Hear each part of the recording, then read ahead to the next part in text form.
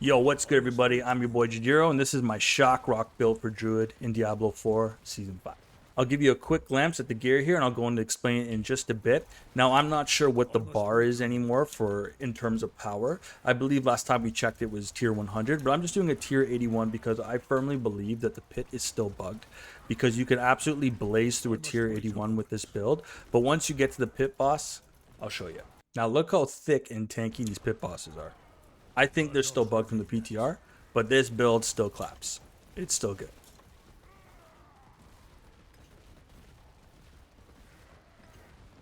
Woo! Not ready yet. See, and then it. Here we go. I must wait a moment. Boom. Easy money. Yo, what is good once again? This is my Rock Shock build for Druid in Season 5. Let's go over those aspects. Well, speaking of aspects, we only have a few here, but we have a lot of uniques. Now, I'm at the point in the game where I'm grinding like the end game once you hit level 100, and this build is definitely able to grind most of the end game content. Now, how the build really comes together is the Dolmen Stone neck piece and the Mobalytics ring. And what the Dolmen Stone necklace does, it allows your boulder to be attached to your hurricane and increases the damage of your boulder. Now, how we make boulder really effective is here on our two-handed weapon. We have the aspect of Metamorphic Stone. And this makes Boulder a core skill, and it also increases the damage it deals by a whole lot of percent. And because it's a core skill now, it costs Spirit. But don't worry about Spirit, because we have the Mobalytics ring. Now, this makes Cataclysm an absolute beast of an ultimate. It allows you to consume no Spirit when using Cataclysm, and it also increases your damage by another multiplier. Awesome. So what's basically happening is we have Dolmen Stone going off and Mobalytics ring with Cataclysm, and we just have this dope AoE ring of doom that your enemies have to face. Quite sweet. And now to add some extra spice to this build, we're doing the Inexorable Will ring. Now the Inexorable Will ring will allow our ultimate to pull all our enemies towards us. And it also does a crazy amount of damage multiplied by the amount of willpower that you have. So this trio right here, you just got a pretty sweet build going so far. Now moving on to our helmet and our chest piece, we got Vasili's Prayer and the Insatiable Fury combo. So basically what's happening here is our Earth skills like Boulder are now Werebear skills, and then we're permanently in Werebear form with Insatiable Fury. And now that Boulder is a Werebear skill, we get the extra skill points in Boulder. Now moving down to the gloves, I just wanted a good multiplier, so I got the aspect of the Changeling's Debt. Now this will increase the damage we deal to poison enemies while in Werebear form, and we're permanently in Werebear form. And I'll explain how we poison our enemies later. Now as for the pants, I put the Wild Bolt aspect. Now this will just help us wave clear a lot faster by pulling all the enemies towards us, and then we get a nice little 10 times multiplier to damage with the Wild Bolt aspect. Now last but not least, we have the Flicker Step boots, and this furthers the damage of Cataclysm. Now it also gives us the ability to evade through enemies and reduce the cooldown of our ultimate. Now on the Dolmen Stone necklace, we also have Nature Magic cooldown reduction, so that furthers the cooldown of Cataclysm. And so does Inexorable Will. We have additional ultimate cooldown reduction. And then with Flicker Step, you can imagine that this is going to be a very short cooldown. As you can see here, it's only 25 seconds. Amazing. So once we pop Cataclysm and we attack and we hop through enemies, you'll see that that Cataclysm cooldown comes down quite significantly. And then we could pretty much be in permanent Cataclysm as long as there's an enemy to jump through. I must wait a moment. Now, if you're intimidated by all these uniques, worry not. I want to show you guys something here. Is in the seasonal journey, you have these checkpoints or these check marks to get to, and they reward you with these caches. And in these caches, you get the materials you need to fight the tormented bosses. You can fight the uber tormented version of the boss or the regular version of the boss. And the regular version of the boss drops these uniques that you need. So just make sure that you're doing all the objectives here for the seasonal journey. And once you get all the caches, you should have enough materials to fight all the bosses. And you can do a looking for group, and you can also do the tormented version. I'm sure someone will be nice enough to carry. If you guys want to drop by my live streams, I have no problem carrying you too. So when I'm live streaming, if you guys want a tormented boss carry, let me know. Not only that, the reputation grind that you do for the seasonal quest will also reward you with caches that give you those materials to fight those tormented bosses. So I can guarantee you that you'll be able to get your hands on the majority of these items. All right, guys, well, that does it for all the aspects and uniques and where to find these uniques. Let's go over those skills next. So as for our skills, I'm going to change it up from what I usually do here. I'm just going to go over all the primary skills, and then I'll go over our secondary skills next. So as for our primary skill, our core ability is Boulder, and we're going to go to the version of Boulder that when we have Fortify, it increases its critical strike chance. And then we're just simply going to go 1 point into Hurricane. I'll explain how we get the additional points later. And then we're going to go Cataclysm as our ultimate. Then we're going 1 for Cyclone armor. Now this is strictly just for some defensive properties, and I'll explain more on that in the secondary skills, and it also just gives us damage reduction. Now also we're just putting Earthen Bulwark on this because we just want some survivability. I found later in the game when you're grinding and you're trying to push through to get to those tormented bosses and get those mythic uniques, I found that survivability is something I struggled with, so the more survivability the better, and that's why I have Earthen Bulwark on my build. And I didn't go the unstoppable version of it because I'm taking Trample, and Trample gives us unstoppable. All right, so as for the secondary skills here, we're putting 1 into Heart of the Wild, and then we're getting Wild Impulses to increase the damage we deal with our core ability, Boulder. And then down, we're going to Predatory Instinct just for some up-close critical strike damage. And then I'm putting a full 3 into Iron Fur, and this reduces the damage we take while in Werebear form. Moving down the line again, I put a full 3 into Ancestral Fortitude. This is just to keep up those resistances. And then I put a full 3 into Vigilance, and this is just more damage reduction whenever we proc Earthen Bulwark or Cyclone armor. Now this is where the secondary skills get fun. I put 1 into Elemental Exposure, but what I really wanted here was Endless Tempest, and this increases the duration of Hurricane and Cataclysm. The more uptime that we have on Cataclysm and Hurricane, the better, and the Jolnik Ring also gives us +4 to Endless Tempest. I did Masterwork it. It's usually +3, but I got +4 with the Masterwork. And then I put a full 3 into Mending. This increases our life. Again, survivability is huge in the end game. I felt like this is something I struggled with, so more maximum life. That's pretty much damage reduction. And then I put a full 3 into Provocation. This was just simply to get an overpowered proc for Boulder. And then I only put 1 point into Crushing Earth because I believe Dolem Stone, yes, gives us Crushing Earth as well. But I dropped a full 3 into Safeguard so that when we critically strike with Earth skills, we fortify. And then I put a full 3 into Stone Guard so that while we have Fortify, over 50% of our maximum life, our Earth skills deal increased damage. Then I dropped 1 into Neurotoxin. I put a full 3 into End Venom so that we deal increased damage to poison enemies, and it's critical strike damage, and I'll explain how we get that poison later. Now dropping down to the last tab here, I put a full 3 into Defiance. This is to increase the damage we deal with nature magic skills. And then I put a full 3 into Circle of Life to give us life on hit with our nature magic skills. Next, I put a full 3 into Quick Shift. So whenever we're popping Hurricane, Cataclysm, or Cyclone armor, we're going back into human form. And then when we use our other skills, we're back into Werebear form.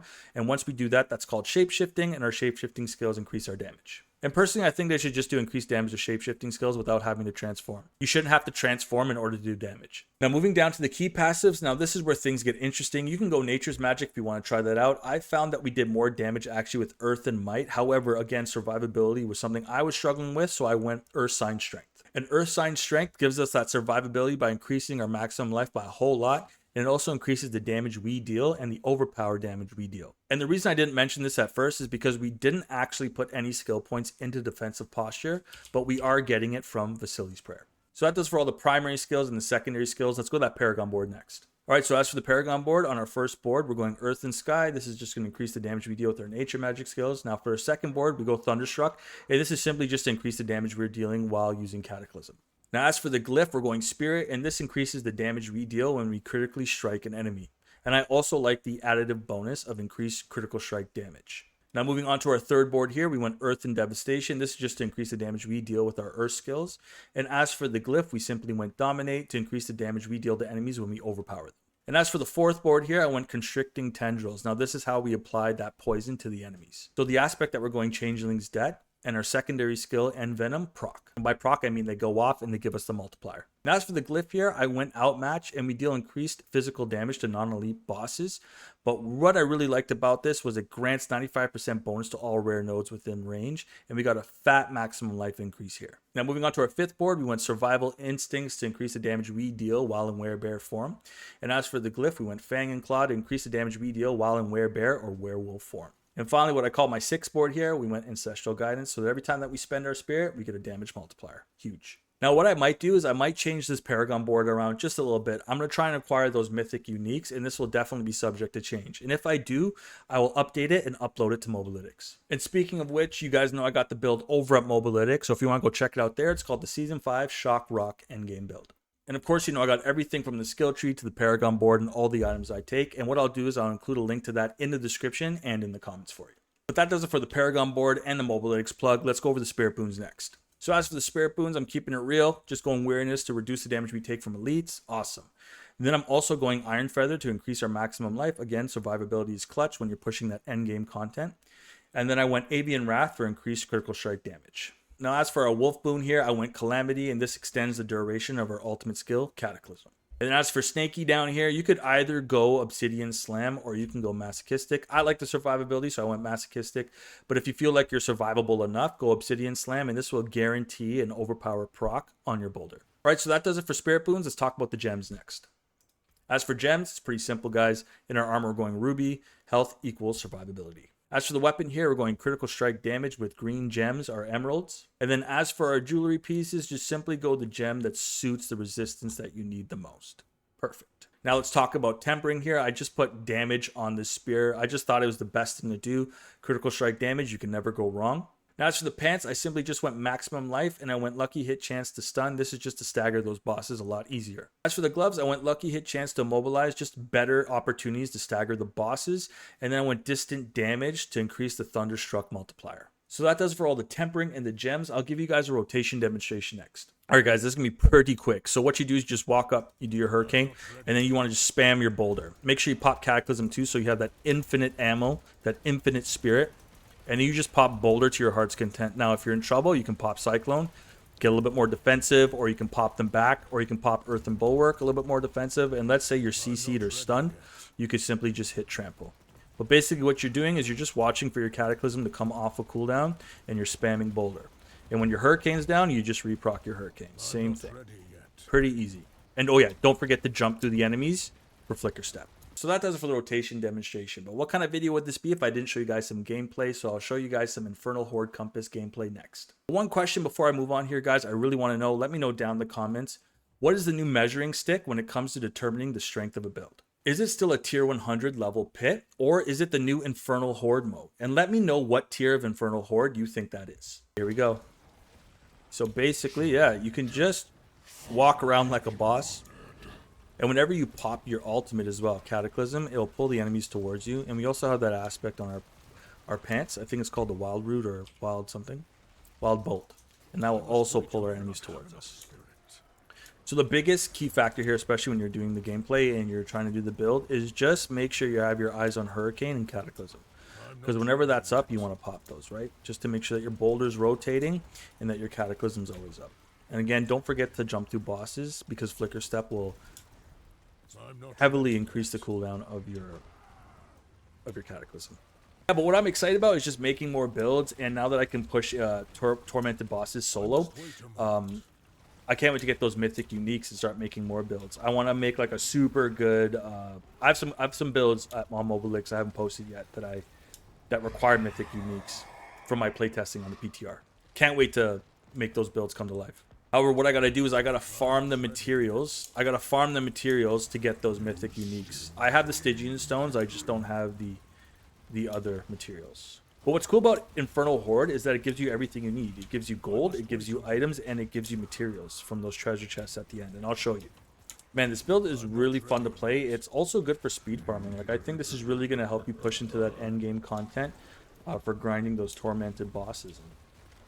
Yeah, I think it's really helpful. Oh, the butcher appears. No, he got melted. Hilarious. Yeah, but this is a whole lot of fun to play. It's like infinite spirit. You got a boulder spinning around you. You kind of feel like a whirlwind barb, just without the ability to have two-handed weapons. Alright, did a little bit better than I thought there, especially with talking. I managed to get over 100 Aether, which is pretty good. Usually get about 200 to 300 on a normal run. Alright, let's see the melt. Spin, boulders. Spin. I must wait a moment. It's cool too as they get staggered. Pretty simple. Yeah, I probably could have done a tier higher, but that's okay. Just wanted to show the gameplay and how fun it is. And that you'll be able to do most endgame content. There we have it. Alright guys, as I was saying, you can get everything from equipment to big up equipment, and then you can get spoils and materials. This is what I've been getting lately, and if you're suffering on gold, you could also get gold. You can trade this all in for gold, but this is what I've been getting lately. Pretty sweet. Alright guys, so that does it for the gameplay in the Infernal Horde mode. Let's go over the build summary next. Alright, pretty simple. We're going Earthen Bulwark, we're going Cyclone here, we're going Trample, Hurricane, Boulder, and Cataclysm. Awesome. As for the aspects and all the unique items, guys, I'll chapter that for you in this video, and you can go check it out there.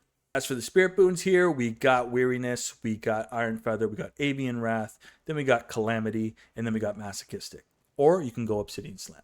As for the Paragon board, I'll also include a link to Mobalytics, and you guys can go check that out there. Gems, you know what it is. We got reds in the armor, we got greens in the weapons, and whatever variety of resistances you need in the jewelry. And for all the uniques and items that you need, just do the seasonal quest, do the reputation grind, do the seasonal journey grind, and you'll get all the materials you need to fight those tormented bosses. But yeah, guys, I hope you enjoyed. I'll catch you in the next one. I'm your boy Jadiro. Sign up for now. Peace.